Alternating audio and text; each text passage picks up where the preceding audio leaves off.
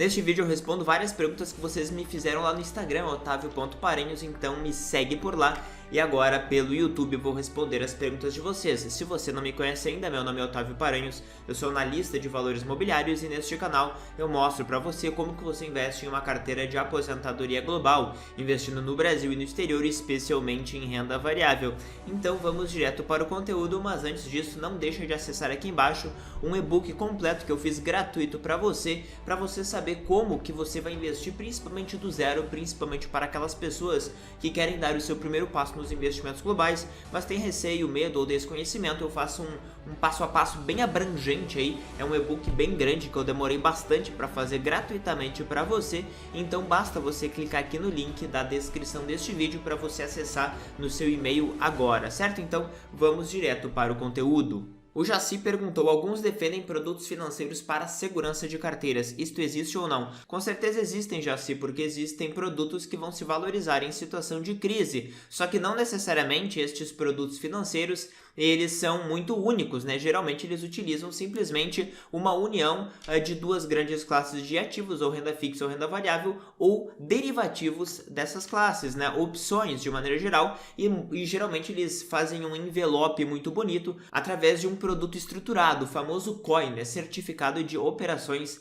estruturadas para vender para você com altas taxas, tá? Mas nada mais são do que geralmente derivativos. O mercado de derivativos, ele nada mais é do que na prática o mercado de negociação de seguros do mercado financeiro, entre aspas. É um mercado de eliminação ou garantia de riscos, em que você talvez não aceite ter uma perda, uma queda no futuro, você pode comprar uma opção para se proteger desta queda, ou também, caso contrário, né, caso você acredite em uma alta muito forte, você pode comprar a opção de se alavancar, né, de se beneficiar desta alta muito forte, caso você esteja certo. Em ambas as situações, o mercado de derivativos ele vai funcionar para você se você tem uma opinião que se concretiza sobre o futuro, o que naturalmente é muito difícil, quase impossível fazer com consistência. Por isso que geralmente quem acaba ganhando com esses produtos são os intermediadores, são as pessoas que vão vender esses produtos para você. Mas só exemplificando, né, para não ficar apenas na teoria, eu gostaria de exemplificar para você este fundo aqui, ó, o TAIL, T-A-I-L, que nada mais é do que um fundo que trabalha diretamente com opções, tá?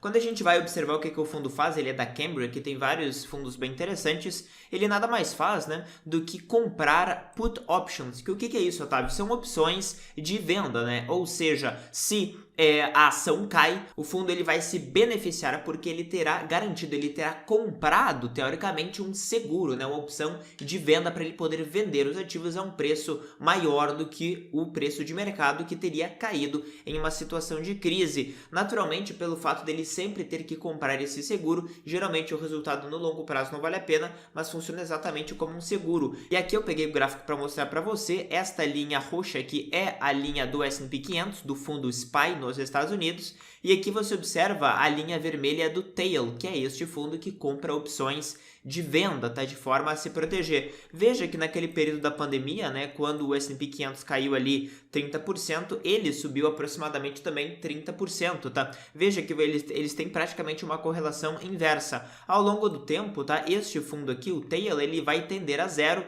porque naturalmente, né, ele vai ter que sempre ficar repondo aqueles seguros, né, aqueles derivativos que ele compra, e naturalmente o resultado no longo prazo tende a ser ruim, tá? Mas muitas pessoas vendem produtos estruturados com produtos muito parecidos com esse daqui. O que eu acho vantajoso em termos de ETFs é que eles são bem mais transparentes e mostram claramente que nem sempre você ganha dinheiro, né, com maravilhosos produtos estruturados.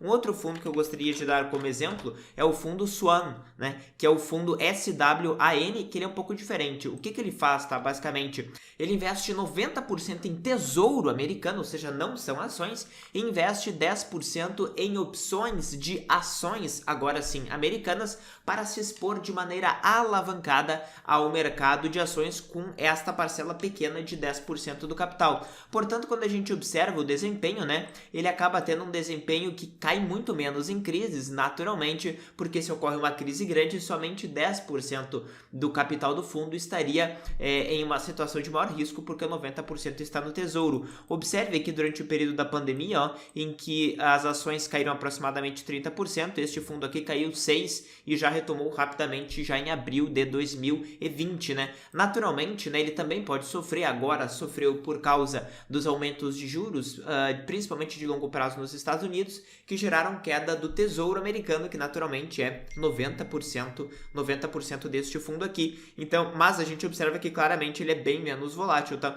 Então são dois fundos que tendem a proteger você utilizando opções, né, que nada mais é do que o mercado de seguros, do mercado financeiro e negociação de risco, tá? Então sim, é possível. O que eu não recomendo geralmente são os produtos que são recomendados pelos assessores, tá?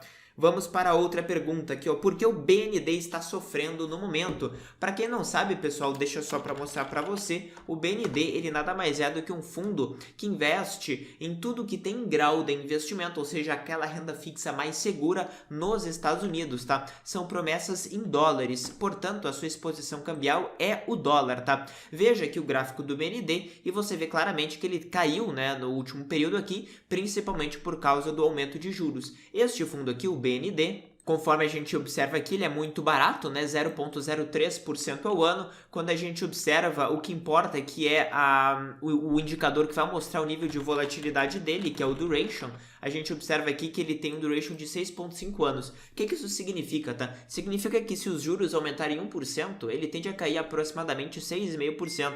Se os juros aumentarem 2%, ele tende a cair 12%, 13%. Então, por isso que ele foi relativamente bem volátil neste período aqui, conforme você observa.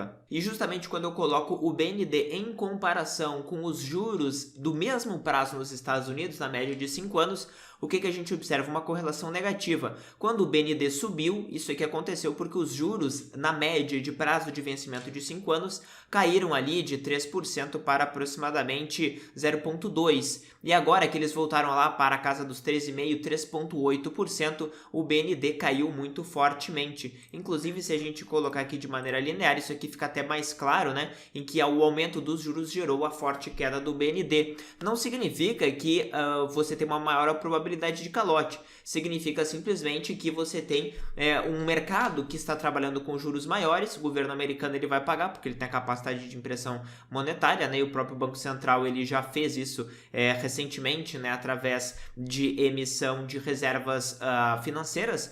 Mas você observa claramente aqui que hoje você tem uma expectativa de retorno bem maior. Lá em 2021, 2022, começo de 2022, você tinha ali uma expectativa de render aproximadamente 0,7%, 0,5% ao ano se você comprasse BND, o que é muito baixo, tá? Só que hoje você tem expectativa de render, né, no médio e longo prazo, na ordem ali de pelo menos 3,83 no que se refere a tesouro, né? Só que o BND, ele além de considerar tesouro, ele considera também tudo que é crédito privado nos Estados Unidos. E aqui a gente observa, né, que grande parte, né, 20% de títulos governamentais ligados ao setor imobiliário, né? A gente observa também 15% ligado a debêntures industriais, grande parte, 46% propriamente o tesouro. Então é um misto realmente de crédito privado e principalmente crédito público aqui, ó, no caso aqui são CDBs, né?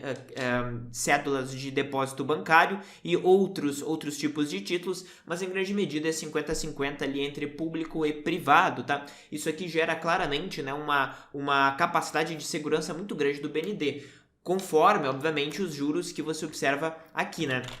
Quando a gente vê o yield dele, que nada mais é do que o quanto que você poderá esperar, né? Quanto que você poderá esperar receber até o final, é de aproximadamente hoje 4,3, o que é um pouco acima, né, do tesouro, que é 3,8, justamente porque ele tem um pequeno prêmio ali de crédito privado, tá? De crédito privado. Então, basicamente é por isso que o BND caiu, não é porque ficou mais arriscado, é porque o mercado como um todo, né, teve um aumento de juros para a contenção da inflação americana, certo? E apenas uma recapitulação, se você se interessa por aprender a investir no longo prazo com segurança com uma carteira global de aposentadoria, eu fiz um e-book completo para você, basta você clicar aqui embaixo e você fazer o download do seu e-book agora mesmo, certo? Vamos continuar aqui. Viagem certa para a Disney com a família em 2026, ou seja, daqui a 3, 4 anos aproximadamente. Já tem os dólares da viagem, onde guardar até lá. Bom, você tem algumas alternativas, tá? Eu não sei se você utiliza corretoras como a Interactive Brokers, que dão acesso a ativos europeus, mas eu vou supor que você está trabalhando só com corretoras americanas, que é o muito mais comum no Brasil. A Avenue, por exemplo, o Banco Inter, normalmente eles já têm aqueles cartões de débito correlacionados ali dentro da mesma plataforma para você poder gastar com mais facilidade, tá? Então eu vou considerar isso daí. O que eu consideraria para você ter um prazo curto, então você não pode investir, por exemplo, em um fundo como o BND, porque você terá o risco de volatilidade naturalmente, porque o prazo dele é maior. Então eu pegaria qualquer tipo de fundo que tenha um prazo ali até 3 anos, que é o prazo da sua viagem, tá? Um exemplo para você é justamente um fundo com grau de investimento nesse prazo curto, que geralmente é Short Term Bonds ETFs. Você pode, por exemplo, perfeitamente investir em um fundo como IBDR, que é justamente um fundo de renda fixa com grau de investimento, que ele é de debêntures, tá? Portanto, ele vai ter um risco um pouco maior do que Tesouro Americano e ele vai vencer lá em 2026. Isso aqui significa que ele vai reduzindo o risco até lá. Em grande medida, uma evolução de alocação para um gasto específico, que é bem interessante. Taxa muito baixa, tá? E o mais importante é a questão do prazo, né? Ele vai ter um prazo ali de 2,7 anos, que é justamente aquele período ali que você precisa. Hoje, a rentabilidade dele esperada é de aproximadamente 5,18% ao ano. Ele tende a ter uma volatilidade um pouco maior agora, né, e tende a reduzir essa volatilidade chegando próximo da data do pagamento, né, da data do vencimento. Então aqui o desempenho dele próximo até a fundos que tiveram uma volatilidade um pouco maior, como BND e AGG, mas estes têm um prazo que é praticamente o dobro e, portanto, são inclusive mais voláteis, tá? Este daqui caiu ali aproximadamente 10%, os demais, que é a média do mercado de renda fixa americano, caiu mais, caiu ali até próximo a 20% no período, certo? Então esse aqui é uma excelente alternativa. O Gui Vasconcelos perguntou: SCVB11 e BREW11, muito ilíquidos, spread não corrói muito a rentabilidade? Veja, quando você paga um spread alto, significa que você está ali em uma situação que tem poucas pessoas negociando e a diferença entre o valor de oferta para compra e de oferta para venda é muito alta. Então, teoricamente, se você quer girar a carteira, comprar e vender, você vai perder aquela diferença, aquele famoso spread de negociação. Veja que isso daí vai reduzir a quantidade de ativos que você tem ou a quantidade de ativos que você vendeu. Não vai reduzir a rentabilidade contínua do ativo ao longo do tempo. Você vai eventualmente ter um pouco menos cotas daquele fundo, porque o spread foi um pouquinho maior, mas isso daí realmente é um valor geralmente bem inferior a 1%. Só que ao longo do tempo você continua com aquele ativo que vai manter aquela rentabilidade esperada. Você não perde rentabilidade, você perde aporte, né? Você tem ali uma pequena mordida no seu aporte. Você não vai perder rentabilidade de forma nenhuma por comprar qualquer ativo ilíquido. Você pode perder o patrimônio inicialmente. Por isso que é muito maléfico para você ficar comprando e vendendo ativos, ficar mudando de estratégia o tempo inteiro, porque isso de fato é o que vai corroer o seu patrimônio por comportamento do investidor, por seu comportamento, não é porque o ativo é bom ou ruim. Dito isso, assim, todos os ETFs no Brasil, eles têm formador de mercado por definição, né? Inclusive no exterior também, o famoso participante autorizado, que eles provêm liquidez, tá? Então não importa se ninguém quis negociar aquele fundo naquele dia, estará lá o banco, o participante autorizado, oferecendo ofertas de compra e de venda para você comprar ou vender se você quiser, tá? Então eu não vejo problema nenhum em relação a isso, tá?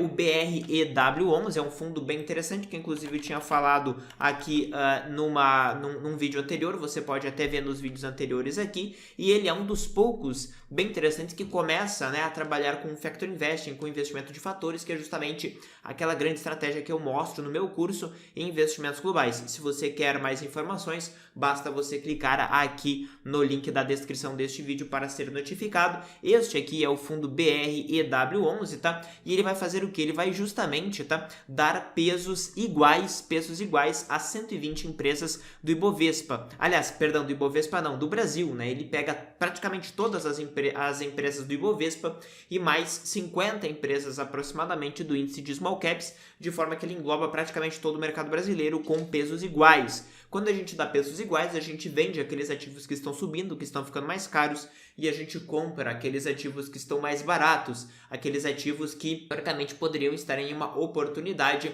ou que simplesmente são mais baratos por terem maior custo de oportunidade, por terem maior risco específico e, portanto, vão aumentar a sua expectativa de retorno. Então, é bem interessante você poder investir em um fundo que vai fazer esse rebalanceamento automático para você, mantendo um padrão de investimento bem mais arrojado do que seria você investir simplesmente de acordo com o tamanho, de acordo com uma alocação neutra, tá? E esse tipo de abordagem vai evitar que você pague imposto, porque dentro do giro do fundo não vai haver nenhum tipo de incidência tributária, a não ser quando você for vender este fundo, apurando ali o ganho de capital, que no Brasil é tributado sempre no caso de ETFs, tá? Então eu não vejo nenhum problema. O mesmo racional se aplica ao SCVB11, tá? O SCVB11 ele é um fundo da Investo, que é uma gestora que está trabalhando com vários fundos de fatores bem interessantes, tá? E quando a gente observa, ele vai justamente utilizar uma estratégia que é muito parecida, que já existe no VIOV nos Estados Unidos, no IJS, no SLIV, né? SLYV, que é investir em small caps, empresas menores somente e com o fator valor, ou seja, utilizando múltiplos de preço mais baratos do que a média para justamente capturar estas empresas que são ou mais arriscadas ou que estão mal precificadas e, portanto, você vai ter sim uma expectativa de retorno maior, tá? Ele é um fundo que está pegando tração, hoje ele já tem quase 2 milhões de reais aqui, tá? Ele tem 61 empresas, ou seja, menos do que o índice de small caps, justamente porque ele utiliza esse filtro, cobra ali um custo bem razoável até para o Brasil, né? Porque normalmente nos Estados Unidos estes fundos de small caps custam ali 0,15, 0,20, 0,25, né? E aqui custando 0,30 no Brasil é muito barato, né? Perto do que normalmente se oferece por aí. E aqui a análise do fundo, né? Basicamente aqui a gente tem 25% industriais, consumo cíclico, bens de consumo 18%, etc. E aqui as principais empresas para você observar. Geralmente ele vai ser bem mais volátil, aliás, bem mais não, né? Vai ter uma volatilidade de 30% a 40% acima do Ibovespa em média, quando a gente observa por desvio padrão, tá? E ele vai justamente aumentar a sua expectativa de retorno. Também não é um problema o fato deste fundo ter poucas negociações, porque existe o formador de mercado presente sempre, certo? A Amélia perguntou, posso usar a DEGIRO, corretora portuguesa, para comprar ETFs irlandeses? Vivo em Portugal. Com certeza, tá? Normalmente eu não comento muito na DEGIRO aqui, porque a DEGIRO, ela é uma corretora que não dá, ela dava, mas não dá mais acesso a brasileiros, a residentes brasileiros na realidade, e portanto ela atende mais o público europeu propriamente dito. Naturalmente, né, os ETFs irlandeses, eles são de sobremaneira europeus, né? Mais de 50% dos fundos europeus são da Irlanda, e portanto, né, você investir na DEGIRO é na prática você ter acesso ao mercado de ETFs europeus, principalmente fundos irlandeses e fundos de Luxemburgo, tá? Então aqui você observa, por exemplo, alguns dos fundos que ele dá no exemplo no próprio site da Vanguard, um fundo global, um fundo outro aqui de países desenvolvidos, todos eles começam com IE na frente. Sempre que ele começa com IE, este código aqui é o código ISIN, que nada mais é do que o CPF, entre aspas, do fundo, né? Cada ativo financeiro no mundo tem, que é negociado em mercados regulados, tem esse ISIN, que é como se fosse o número de identificação dele. E quando ele começa com IE, é porque ele é da Irlanda. Então, aqui já tem a evidência de que ele dá acesso, sim, a ETFs irlandeses, por definição, então, com certeza. Ricardo perguntou, ações globais têm retorno, né, histórico de 6% líquido, Tesouro pagando 5,7% até 2045. O diferencial é o câmbio, né, o real em relação ao dólar? Sim, mas em grande medida eu vou corrigir você, tá? O retorno das ações globais historicamente foi 5,5% acima da inflação, e a inflação global foi de aproximadamente 2,5%, 3%. Portanto, o retorno nominal ficou próximo a 8,5%, tá? E aí você fala, o Tesouro está pagando 5,7% até 2045. Ele está pagando bruto 5,7% até 2045. O Tesouro, ele é tributado, né, também sobre a inflação. Logicamente, né, se você pega um período longo e você aplica a tributação, ainda assim você consegue manter em grande medida o retorno real, mas ele vai cair bastante desse 5,7% para algo como 4,1%, 4,2% no longo prazo, já é uma queda bem significativa. Mas sim, tá? Obviamente, países mais arriscados, emergentes, por exemplo, tem o risco da moeda. Você vai ter um juro real contratado, teórico, né, de 5,7% bruto, só que você está em reais. Então pode perfeitamente amanhã começar uma crise global em que o real vai ter uma depreciação, em que o dólar vai subir de 5 para 10 reais. E portanto, mesmo que você tenha uma rentabilidade de 5,7% no ano, né, acima da inflação brasileira, se você tivesse em dólar, você teria dobrado o seu capital. Então, isso daí que você tem que levar em consideração. Você sempre tem que se fazer uma pergunta muito simples quando você encontra uma oportunidade muito maravilhosa, imperdível. Você tem que se perguntar: por que não tem um gestor global colocando todo o dinheiro dele aqui, se é tão maravilhoso e garantido que eu esteja recebendo 5,7% acima da inflação? Se você não tem uma resposta muito óbvia para isso, é porque não é uma grande oportunidade. Então, enfim, com isso eu finalizo esse vídeo e agradeço para você a sua audiência. Clica aqui embaixo e baixe o e-book que eu preparei para você, 100% online e gratuito, para você de fato entender este passo a passo de como investir de maneira global e diversificada no mundo inteiro. Então, se você gosta desse conteúdo, me segue lá no Instagram, otavio.paranhos, dá um like nesse vídeo para ajudar o YouTube a espalhar o conteúdo para mais pessoas e se inscreve no canal e ative as notificações para você não perder nada que eu coloco aqui. Valeu!